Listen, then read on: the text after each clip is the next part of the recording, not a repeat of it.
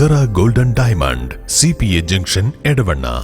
ആഘോഷം ഏതു തന്നെയായാലും ആഭരണം Hiba golden diamonds. Hiba golden diamonds, opposite Federal Bank, Edavanna. എടവണ്ണയിൽ ആദ്യമായി CPA ജ്വല്ലറിയുടെ mega children's collection. CPA golden silver, Masjid Bazar, Edavanna.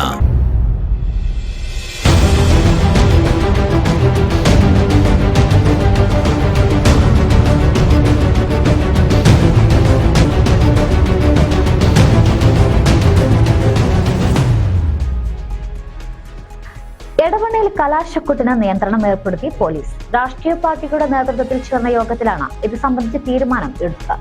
നിർദ്ദേശങ്ങൾ ലംഘിക്കുന്നവർക്കെതിരെ നടപടി സ്വീകരിക്കുമെന്നും പോലീസ് അറിയിച്ചു. ലോക്സഭാ തിരഞ്ഞെടുപ്പിന്റെ പരസ്യപ്രചാരണം നാളെ വൈകിട്ടോടുകൂടി അവസാനിക്കും. എടവണ്ണ പോലീസ് സ്റ്റേഷൻ പരിധിയിൽ കലാശക്കൊട്ടിന് നിയന്ത്രണം ഏർപ്പെടുത്തിയിരിക്കുകയാണ് പോലീസ്. രാഷ്ട്രീയ പാർട്ടികളുടെ യോഗത്തിലാണ് ഇത് സംബന്ധിച്ച തീരുമാനം കൈക്കൊണ്ടത്.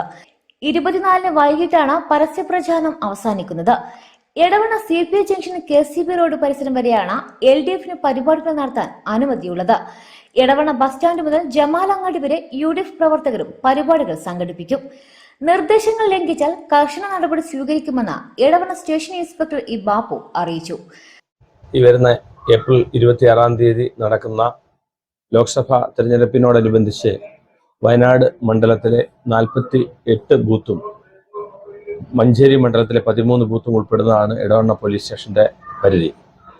എടവണ്ണ പോലീസ് സ്റ്റേഷന്റെ പരിധിയിൽ തിരുവാലി, എടവണ്ണ ടൗൺ എന്നീ പ്രദേശങ്ങളിൽ വൈകുന്നേരം 24-ാം തീയതി വൈകുന്നേരം കലാശക്കൊട്ട് നടത്തുന്നതിനെ കുറിച്ച് വ്യത്യസ്ത രാഷ്ട്രീയ പാർട്ടികളെ വിളിച്ച് മീറ്റിംഗ് കൂടിയിരുന്നു. ആ മീറ്റിംഗിൽ UDF അനുഭാവികളായ അല്ലെങ്കിൽ UDF പ്രവർത്തകർക്ക് ജമാലങ്ങാടി മുതൽ ബസ് സ്റ്റാൻഡ് വരെ, എടവണ്ണ ബസ് സ്റ്റാൻഡ് വരെ അവർക്ക് റാലി നടത്തുന്നതിനും അവിടെ പൊതുസമ്മേളനം നടത്തുന്നതിനും, ബസ് സ്റ്റാൻഡിനപ്പുറം CPA ജംഗ്ഷൻ മുതൽ നമ്മുടെ സ്ഥിരമായിട്ട് പ്രോഗ്രാം നടക്കുന്ന ഫെഡറൽ ബാങ്കിന് മുൻവശം വരെ LDF-ന് പ്രോഗ്രാം നടത്തുന്നതിനും അനുമതി നൽകിയിട്ടുണ്ട്.